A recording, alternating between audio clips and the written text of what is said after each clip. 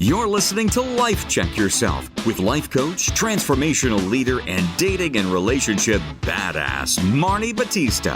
Every week, you'll get the raw truth from top experts and real people on the important life and love issues you want to know about. So if you're ready to life check yourself in your relationships, your career, and the areas of your life that matter most to you, and you're not afraid to be called out on your stuff, then you're ready for what's next. Life Check Yourself with Chris Gillis. The surprising reasons women don't want nice guys. Welcome, ladies, into our little Life Check Yourself office here today. I've got Mr. Chris Gillis with his fancy mustache, and I'm super excited to. Am I super excited? I don't know. I have to think about that. Because we're talking about Bachelor Paradise, the show that will not end. I can't believe they're almost at the end. And I'm like, what is going on here? So, but we have keep dumping more people in, right? Well, they didn't, except they're going to next week. What? They haven't dumped anyone in. They've just been they got rid of Alex. They got rid of Jacob. Can we, for a second, just talk about Alex? What was he missing? And I think he is just a great example, especially of how just checking boxes isn't enough, right, Marni? Tell me what. Well, here's the thing. Okay, so I don't know about Alex. I think Alex is actually a grown-ass man, and there was no drama, and they already have a narrator in Michael A. They have no use for him. There's nothing for him to do. I think that he seems like a really nice guy. I doubt he's as boring as they painted him to be. He didn't really stir the pot enough with Victoria, so there was no storyline there. So they got rid of him. And then they didn't really bring anyone else new in. They brought no women in. Flo is his friend. Shanae was with Jacob, and then with those Chin Chin twins, those little boys that are so sweet and cute, whatever. And so I think that, I literally don't know. I think he literally wrote off the show, as they say. I have a theory on why he left. Why? And I think, and I know maybe you have some gals who you guys resonate with this. It is the hottie McTottie who has her shit together and almost doesn't, as so put together, doesn't give any opportunities for somebody to help out and improve their life, nor most importantly, doesn't, in sales we call it offers, meaning you don't extend or give to somebody something, or really you're climbing a wall, a nice little handhold to really dig in there. And I saw that with the dude. He was just so goddamn accountant, doing your taxes, factual, that's checking the true. paperwork. He didn't incite any emotional response. And human beings, especially women, when they're dating, they needed some emotion, call it chemistry, call whatever, but he just didn't seem to truly be fun, curious, in this fun, flirty, sexy way to really get any emotional juices flowing other than their eyeballs, and just stop there.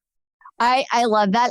We interviewed your friend, the dating coach Hunt, last week, and he talked about how you have to have emotional questions, not just logic questions.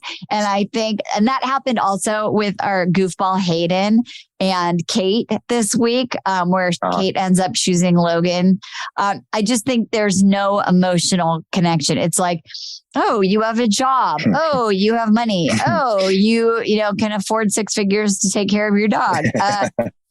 And I think you're right by saying there's not a creation of chemistry. And what I think is important to tell people, that if that's not there, someone has to take leadership for trying to create it by asking questions that are evoking of emotion or something personal that inspires vulnerability, or telling or sharing something vulnerable. Because with Hayden, we already know his story, right, about the dog. It's not really vulnerability.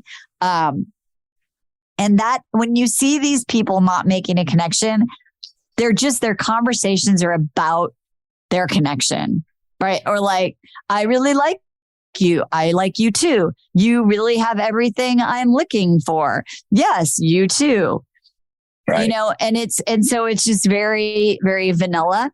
So I think you're right. I think that those people didn't put out those emotional footholds, and therefore, and neither did the ladies, right? The women didn't really do it either. No. And that's a really great conversation, because I think that some women sabotage with the great guy because they still have a thing for the bad for you guy. You know, they're like, they really want a reason to go for the guy that's not really great. And so they say, no, I'm being open. But when they go on the date with the good for you guy, the nice guy, the guy who likes you, you're like, see, there was no chemistry. Yeah. You know, and then you could just go back and sit in the arms of Mr. Right Now, which is really Logan and Johnny, Mr. Right Now. Right. And the bad for you guys, though, they're winning, right? Because at least they make you feel. Maybe feel anger and maybe frustration, sexiness, everything that they're making you feel alive, versus you're hanging out with you're getting audited by your tax accountant. He's just asking, you know, a litany of questions, what your credit score is and this and that. That is a shame. And I think that's why I want to talk about it, because God dang, dude, you're like, bro, all these babes want you. Remember, the guys were shitting their pants. They saw this freaking sexy dude, you know, Italian looking or whatever. Thick beard, everything that is man. Like, we're in trouble. But thank God he didn't have that. I know you bust Aaron's balls for, you know, playing, right? Being childish and playing sharks and minnows. But Marni, there's something fun about sharks and minnows. Yeah, no, and so we can talk about Aaron in a second, but I just want to wrap up the idea about Logan and Johnny vis-a-vis like someone like Hayden and or Alex, which is that and this I just did. I'm on TikTok now, so people should follow at Dating with Dignity or Dating with Dignity on TikTok. And I actually did an Instagram about this, Dating with Dignity on Instagram. And I said it really simple. If you want to fix him, don't date him. Love it. It's so simple, right? And I think if you look at both these ladies, they're like, oh, Johnny has potential. Oh, Logan has potential, right? Like, hopefully he grows up to be a nice boy. That's a great. But what was takeaway. Kate saying?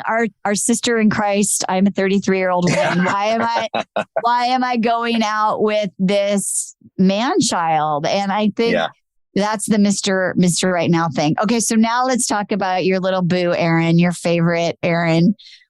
I will. By the way, if my exes had listened to what you said, Marni, real quick about if you want to fix him, don't date him. I would have been a lot single for almost all my 30s. So it's so true. Because you're like, the girls, right? They're always screaming at me, "You're so close!"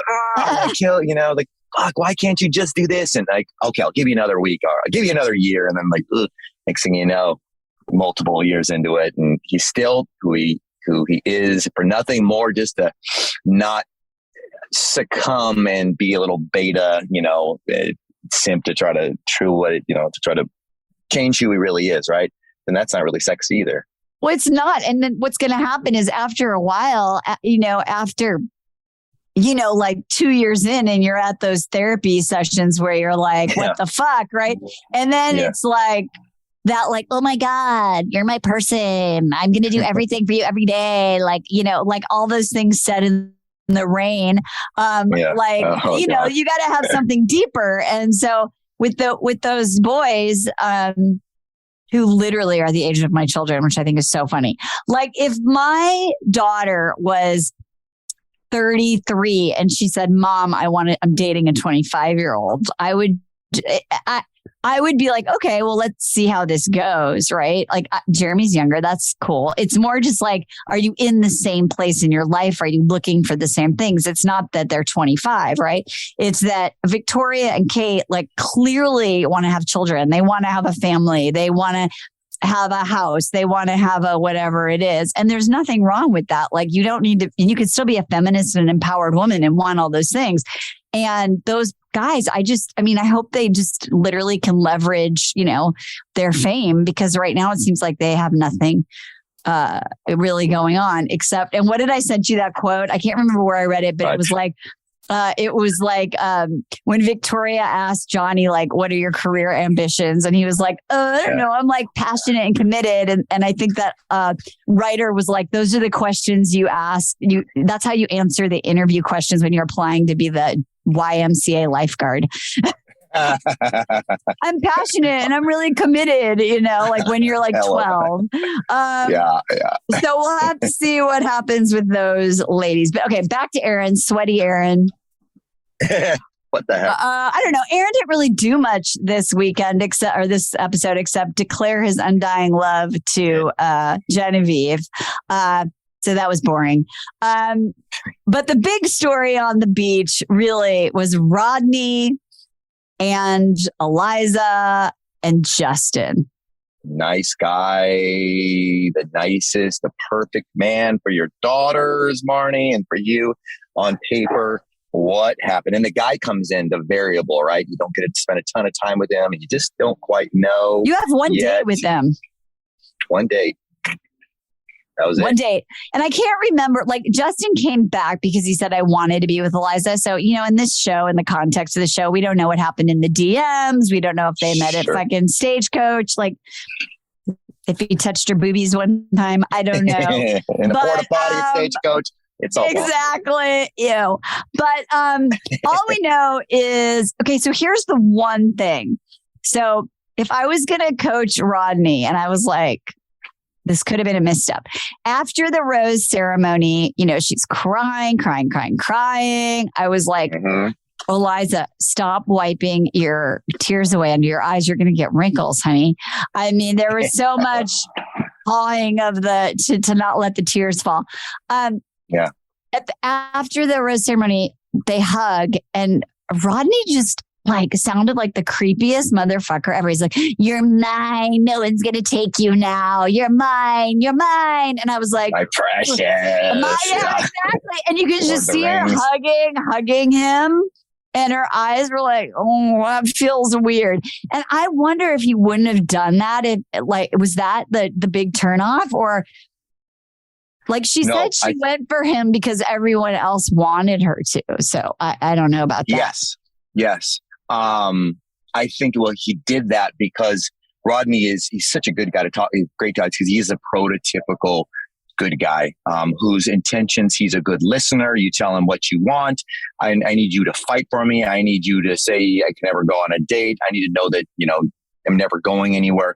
He did all that, but it turns out she wasn't clear because she got everything that she said he wanted him to do. He did it. And then she was so icked out by it. And then Justin, none of that. So cool. He even walked away so cool. Like, I'm sorry. I wish the best for you guys and this and that. He was so much more in dignity, I suppose. Yeah, right? He really was. There was no drama. I think almost like, so here, I don't know I just don't know enough about Eliza either. We didn't really get to know her very well, other than that she cries a lot, and that she wanted Rodney to fight for her. And then he fights for her and she's like, yeah, that's a turnoff. Right. So Marni, talk to your girls here, ladies. If you're going to tell us what to do, let me be clear on that's actually what you want us to do. If you want us to fight for us, but then we fight and you're like, oh, gross, or oh, he's violent, or whatnot. And for the guys listening to this, what are these takeaways here? Because I've seen it a good question. I know. Well, here's the thing. I think if I was going to do a quick analysis of Eliza, I think she doesn't have a healthy understanding or experience of what love is. So one of the things we always talk about when we work with clients is how did you grow up experiencing love? Right? Is in your family, or maybe Dr. Emily's, it was take care. You have to take care of somebody, right? Taking care of them, fixing them. For some people, love is based on performance, right? Oh, you did well on school. I love you. Oh, you went into the best college. I love you. For some people, love is food, right? You just take care of other people and you feed them and you don't have any boundaries. And And so I'm not sure Eliza like knows like exactly what it is that she's looking for. Like, I don't think she really has a core desired feeling of what it feels like to be in a healthy relationship. And it's odd because and it's interesting. And I just thought of this. She wanted Rodney to fight for her, and Justin came back for her. So was that the right way to fight for her? Just be like, I came back for you. Right? Like, and he didn't really have to do much, right? He just shows up, right? Right. Whereas Rodney, she was like, well, I need you to show me. Yeah. And then he starts to actually do that. And I just don't know if I think she just got really shut down overall. Yeah. Which is another third topic. What do you think? I got a little hot take here. So I viewed and I experienced Eliza as the archetype, the girl who is just as sweet as apple pie, the nicest, kindest person, just gentle from the way she speaks, everything to that she was just so easygoing. And even when she was coaching Rodney, she has this very mousy way. And I felt like once she got a little bit empowered, I feel like she's still young and still learning to really getting her voice. And I felt that was her finally being pissed off and stomping her foot and realizing she's not showing her voice. She's letting the mumbles of others roar over what she truly wants and mimic and push and subdue her true inner, her Eliza, her what she really wants in the relationship. To the point where she, unfortunately, Rodney just happened to be the guy at the time. Right. I don't know. I think Justin is just a representation of her. You know what? I'm going to stick up for myself, and I'm going to go after what I want for a fucking change. And who knows if it's going to work out or he's going to be surprised or tell me to kick rocks. But I just finally, for once, need to fight for myself. Yeah, I think that's true. And I think that's what happens is when you overcompensate, right? Like I don't speak up. I don't use my voice. So now this guy's so nice. I know he'll take it. And so I think also, and this ties back to both of those things. This is what happens when you can't manage your feelings. And I think that's the lesson for ladies, right? Like when it gets overwhelming, right? Like, I don't know who to date. I don't know how to respond to this guy. Like both these guys like me, right. Whatever that is. And then the feelings get so overwhelming that there's just like a shutting down. She wants to leave. And so I think that's what happens. I think she shut down. I don't really think she knew what she wanted. I think she didn't, it's not appropriate to choose between two guys in like 4 days, right? Who you want to get married to. I think in the real world, she would have been like, I just need to keep dating both these guys. I just wonder if she could have been the empowered, like on this franchise now, you can like make your own rules, right? If she could have said like, hey, I'm overwhelmed because I have feelings for both these guys. I know Rodney better. I've dated him a week and a half. I went on one date with Justin. I'm not going to pick anyone, and I want both of them to stay. Like, I thought that was going to happen. That's what I wish she would have done because that's what she needed. But she just caved. She got shut down. She didn't listen to herself. And then she doesn't really know what she wants because she doesn't really have an understanding of what it feels like to be like maybe loved by someone who loves you. Who knows? And then she just reacts, right? I said this today too. I think I have a TikTok that's going to come out later on today, but it's like, you don't have a guy problem. You have a reaction problem. And that's what Eliza had. She didn't have a guy problem. She had a reaction problem. Yes. I love that. Very, very well said. And it's like you pointed out, the guy was great. But it's so hard, right, Marni? But she wasn't respecting her inner voice. And it's so hard. Right. And you just saw her crying and just crumbling. And she wasn't mad at anybody. But when we don't, I guess ladies, and men, you're listening to this, is men are out there listening to this, it's how the damage it does to us is, she probably cried more tears than Rodney, does, because if she wouldn't have done anything, how bad would that have been if she would have continued down with Mr. Nice Guy and then constantly kept dreaming about, Justin or DMing him or whatnot. I think, we've all been there where we didn't really go after what we wanted and settled for, well, this feels good. And the nice, sweet guy, because all of our friends are pressuring us to do. I know I have, and it didn't end well. And I really beat myself up for it as well. Yeah. And I think that's the last thing is that then so she's shut down. She can't, she doesn't really know how she feels. And then of course, what do? We beat ourselves. What's wrong with me? Why can't I make this decision? Mm-hmm. Everybody else sees it. So our girl, Eliza, is a legit hot mess. And I hope that, they left us hanging where she's going to go knock on Justin's door and he looks shocked and surprised. So we'll have to see. We'll have to see what happens there. Yeah, it was just surprised. I didn't know if that was just because you got those 1,006 facial expressions. You had to have known. What if something bad would have been? I did legit look like shocked surprise, which is weird because he shouldn't have been.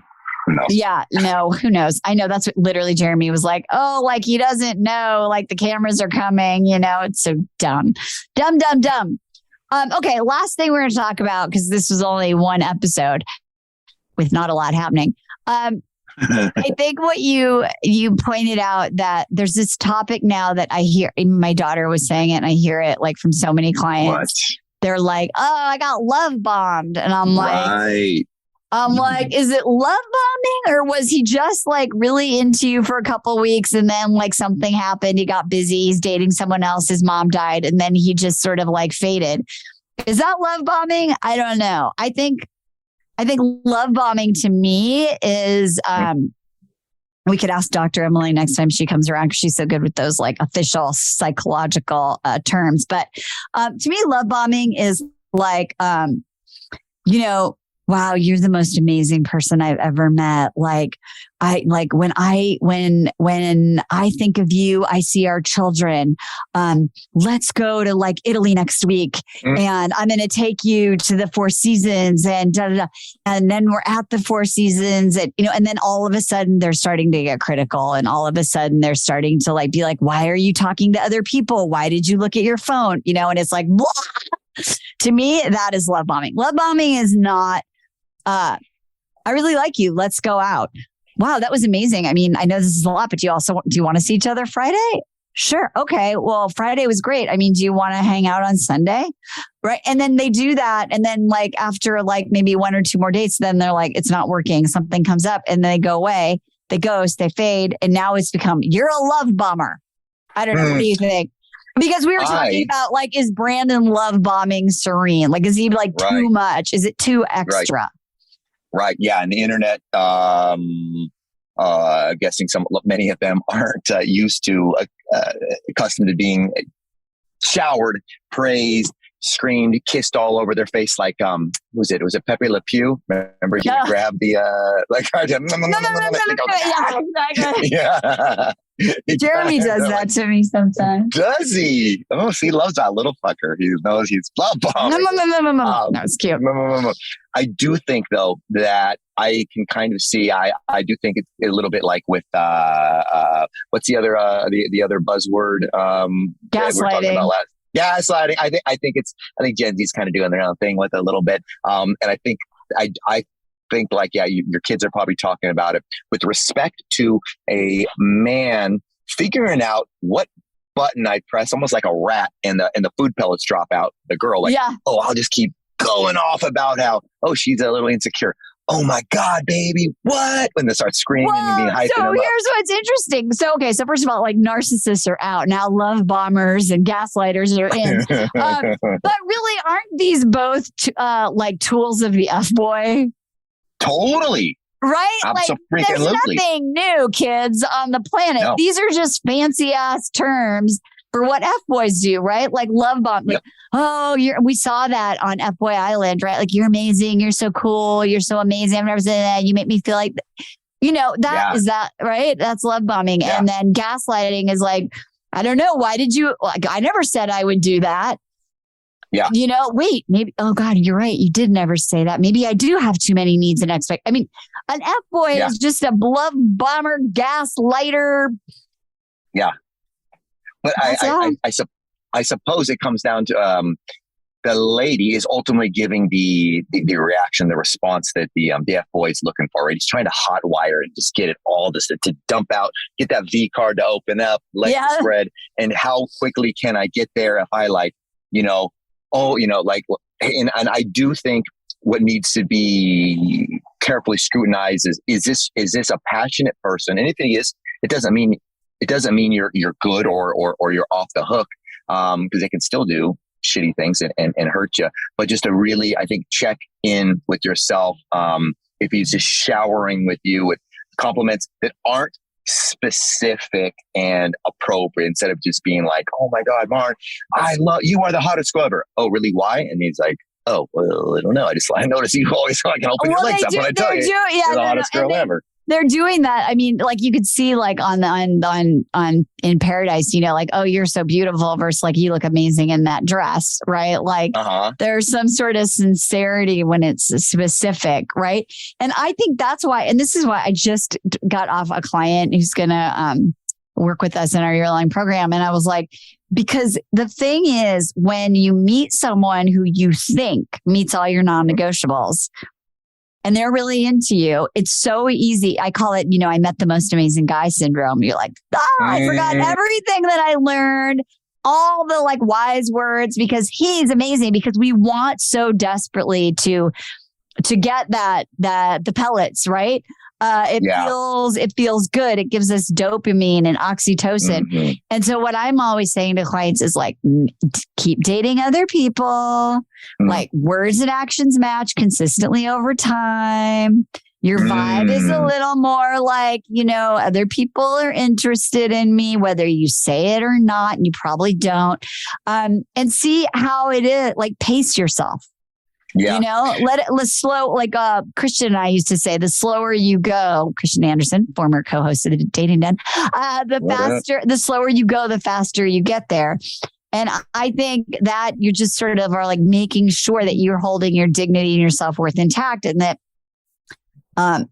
you don't get quote unquote love bombed or whatever it is. I think people, and last thing is, all these terms are just, women are just trying to name something to feel like they have control over it. Like if I name it and I label it, then I can look for it. And that makes me feel safe.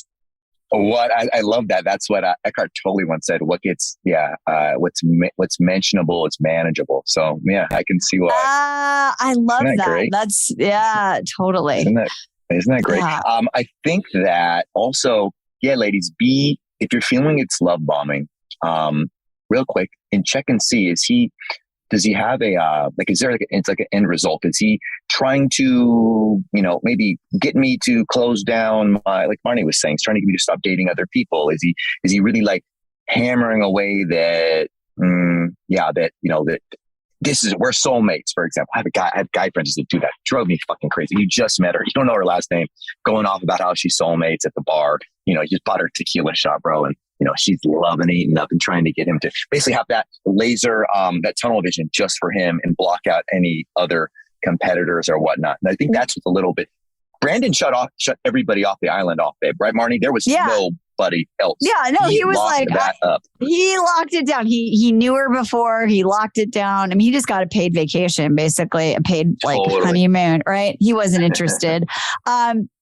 But remember when we were on the man panel at Ignite Your Life a couple of years ago, and that guy was like, "I met the love of my life." I'm like, "How long have you known her?" Like, God. Like 2 weeks. He's like, "We're going to get married. Yes. We're going to move in." They broke up like a week later. That was insane. Those are fun man panels, by the way. Not a lot of productive, but I loved getting that shot. I was oh my God. I was literally like, the insanity. This man is insane. Do not date him. Do not date him. He's still single like 2 years later. You did a great job. Oh my God. He was crazy. But yeah, like, so fun. So, and I think the thing is like when you have like you're grounded in your self-worth and you're not dating from a place of scarcity, then you're not going to get love bombed or gaslighted or anything. You're just like, that doesn't feel right. Or, wow, this guy's into me. Like, or if it feels like it's too much, and this is a line, you could write it down, ladies, is, I'm feeling overwhelmed. I'm not comfortable like with a lot of these compliments because we've only known each other a week. This is something that I would, love to hear from you like in a few weeks or a month. Like it's making me feel really uncomfortable. Right. Like when they say like, you're the most amazing person I've ever met, like, I can't wait to spend the rest of my life. You're just like, so like give a boundary and then see what he does with it. But that's so helpful. But don't pull away. You don't need to pull away. You are grounded. You are the queen. And then you just say like, yeah, this is my boundary. This is my thing. Like, you're freaking me out. And I don't want to get rid of you. I just need you to know you're freaking me out.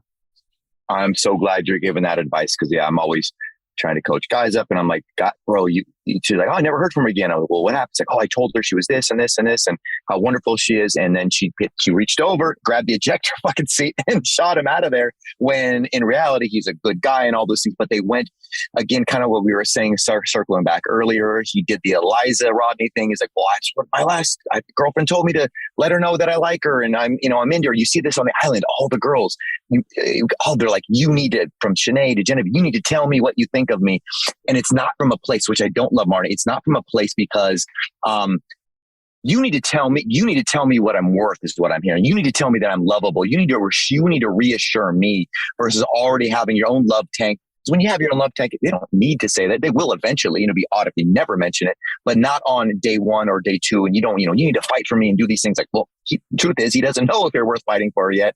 But I love Marni, the easy, the socially acceptable, the strong girl thing, like you said, it's easily disqualify them and go, oh, he's creepy. He showed up with 12 roses. This guy doesn't even know me. Yuck. Next sort of thing versus ladies, this is harder for us than it is for you. And you can imagine how tough that is. We're still navigating it. And if we are future pacing it, like Marni was saying, and talking about how kids or dogs or whatever the heck, if it's coming across a little bit creepy, give us the benefit of the doubt. That they're not Jeffrey Dahmer creepy. They're just a little bit awkwardly and pacing the love and trying to get there and express these emotions. We'll pull a Clayton for all the little callback ladies for the Bachelor, last Bachelor, where the guy, as soon as he discovered the word "I love you," he wouldn't shut up with it. And he kept, like a child, he kept pressing the button. All the pellets are raining down. Yeah, he was like, "Oh, when I say it, they like me. When I say it, they like me." Yeah, like me. It's, all my problems are solved here. But I love that, Marni, what you said about how, just ask us, hey, you know what, that's really kind of you to hear. And ask and be okay with them, tapping on the brake and letting us save it for even a more sweeter time when it'll land and you're more receptive to receiving that and giving it back to them even possibly. Okay, last thing before we go, we have to just comment because the rumors are, and of course, I don't think it's been reported actually as fact by Gabby or Eric from the last Bachelorette season, that they have broken up or they are pursuing their individual interests or their gift, whatever it is. And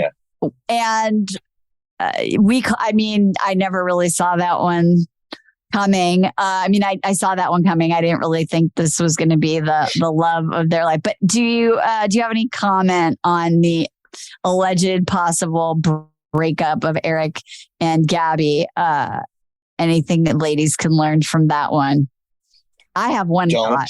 Don't go on a reality dating show where you're supposed to get married if you're just ready to be in like and not quite love. And I don't think they ever got past the the really like stage. And also and I do think that, remember, my theory was that the reason they were put in a catalyst, a blender of feelings with his dad passing, there was so much vulnerability and he kind of had to step up. And then she stepped into a role, being a nurse and being an awesome feminine caretaker and helping him. So they created this duct tape of this togetherness, but it wasn't really cemented in there. And then shocker, real reality comes on and Dancing with the Stars and in the distance and it all falls apart. So be certain. I don't think she was, if this was a loaf of bread, she was quite ready to get out of the oven for marriage. Kim probably not quite so much either. I agree. I also think that Gabby's still working on her self-worth. And, and she was like, oh, someone pick me, like at the end. She just picked the last guy who was there. Literally, let's all remember that the other two choices left. You're like, you're here. Oh, I like you. You're perfect for me. And that's that pick me energy. And just don't pick the guy. I mean, this is like age old. This was my number one mistake in the days of old. Like, oh, I like anyone who likes me. Like, you're the last guy here. Okay. I think she has a lot of work to do. And then also, and I think this is really interesting too. Like when you're dating someone and it's a guy or a woman and they're really like in the creation part of their career or a project or something where like that is really what they're focused on. It's very hard. You can have it all, but it's hard to have it all at once. And I think, for better or worse, Gabby is like becoming an influencer, a TV star, a personality. Whether it lasts or not, a la Hannah Brown, we don't know. But it's really hard to be like there for your person, do your own work, do your physical workouts for Dancing with the Stars, be on TV. And we had a little glimpse into that with the whole Tino Rachel thing, right? Like about like how much pressure it was and all of those things. And I think it just takes a little bit more foundation. And I don't even know about Eric. I mean, we didn't really know that much about him, but we're sorry that it didn't work out. It would have been nice for them to have their love story. And I wish them both the best of luck, and they'll be back. And I think they're going to be back paradise. Okay. So put a little bow on this for me. With some of the gals, I'm guessing, and I'm just kind of devil's advocate. They're like, "Gosh, dang it, Marni, I'm working at SpaceX right now, and I'm working 60 hours a week, and I'm trying to become a VP of this and this." Or is Marni saying I shouldn't be dating people because I don't have time to strap myself in and spend hours and hours playing kissy face with my man? No, what I'm saying is this. I'm saying, and I interviewed this guy a couple weeks ago, Glenn. I can't remember his last name, so forgive me, Glenn. But he was talking about the seasonality of someone's life and like how you need to be. If it's really your person, you need to be in really strong communication about that. And the person needs to know where you are and have understanding, and that you're agreeing, like, I'm doing this right now, so I'm going to do that. And there has to be that commitment, right? Like, I want to be famous for us, right? Like I want to leverage my role here. Like, what does that look like? What do you need? How are we going to manage our time? Like, and he's like, yeah, babe, like that. I'm in it. Like, I'm in it for you. I just don't think they had the ability to have that conversation. And also, like, let's just be honest. Like, Gabby probably has a million more choices now. Yeah. So I just think you have to be realistic, like a lot of men, when they're really, really focused on their career, it's hard for them to focus on dating, or they don't want to be in a relationship yet because they're just not ready yet. So I think you just have to have that conversation. I'm looking for this. Where are you in your life right now? So that reminds me of an ongoing debate I'm having with my lady friends, including Dr. Emily. Tom Brady did not take your advice. He said he asked for 5 years, more years. Next thing you know, 5 turned to 6, turned to 11 years. The guy's got, more Super Bowl rings than he can fit onto one hand. And he also asked for that acquiescence. Hey, this is what I'm working on. This is my career path. And then pulled away on it and asked to renegotiate the contract way after it was been said and done. And look what happens. A beautiful marriage of 11 years or 13 years and 3 kids. All down the drain because he was. I was thinking about that. I was thinking about that exactly because I read the same bullshit like surface level stories that all of you did. But there was one piece of that's really hit me, right? Like that they made an agreement and then that person doesn't hold the agreement. And I don't know anything about Tom Brady, but when he said, and I watch, maybe a little more football than the average chick, but when he retired, I was like, this is not real. Like, he's either going to retire so he can renegotiate and make more. I mean, like, I was like, that guy is a machine and he's addicted. He's addicted to the feeling. It's like, he just does it. He's going back for that last season of Friends that you're like, no, end it now.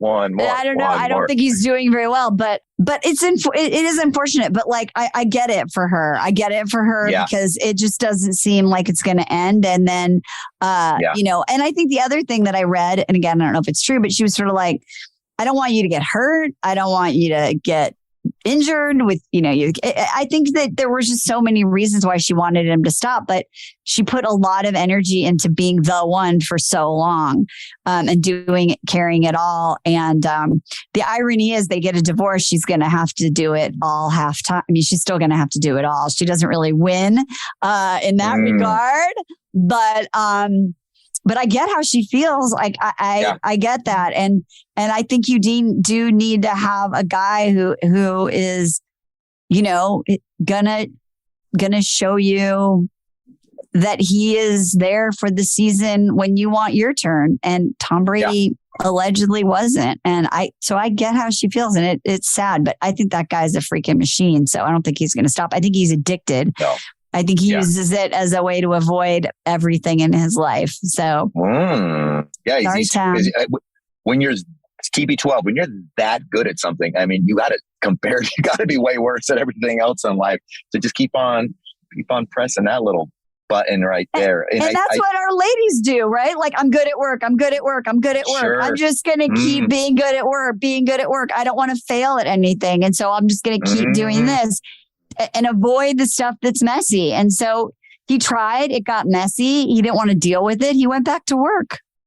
Yeah. He went back to work. Exactly. He's the king and people listen to him, and he makes orders instead of getting told how many almonds or whatever he's allowed to eat, or leaving the dishes out and all that bullshit.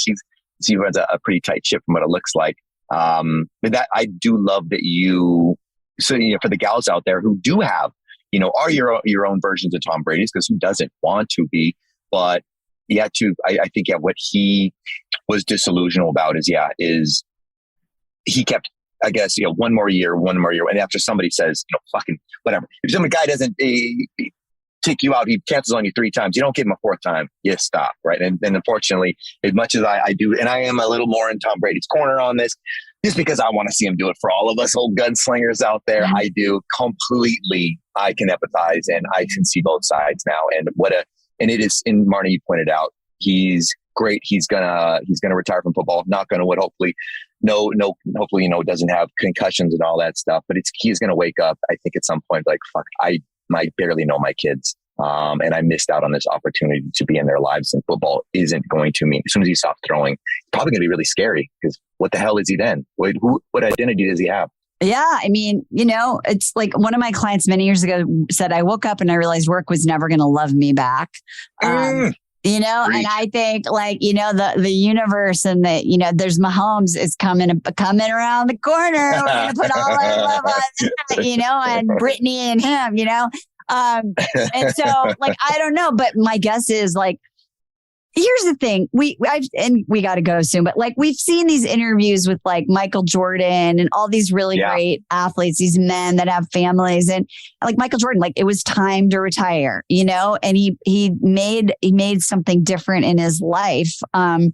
But those people, like, he could probably keep avoiding it just like anyone else can keep avoiding it, like whatever it is that you want to do to avoid your relationships or other parts of your life. So Tom Brady, who knows? I mean, Frank Everett's going to die one day.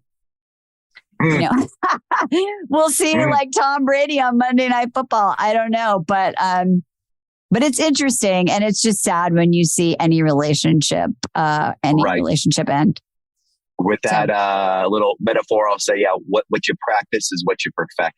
And, Michael Jordan, Tom Brady, all of these Hall of Famer, these absolute legends, they practice their work, their craft so well, and they perfected that. And unfortunately failed at their marriages. They all got divorced. So yeah, if you're working it, like I said, if you're that gal out there and you're like, well, I'm really, really good at this.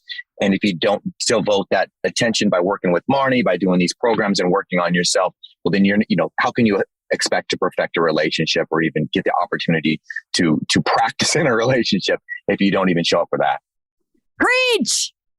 I love it. Girl, I'm 33 years old. I love it. I'm going to be one of those people now who says, follow me on TikTok at Dating with Dignity and Instagram, Dating with Dignity. Learn how to work with us at our little link tree. Listen, play along. We'll see Mr. Gillis. Next week, we have to go back to 2 nights. Whew. But I love it. I love you. And ladies, oh my God, so many nuggets in here. Rewind, share this with your friends, and damn life check yourself. We'll see you next time. Bye-bye for now.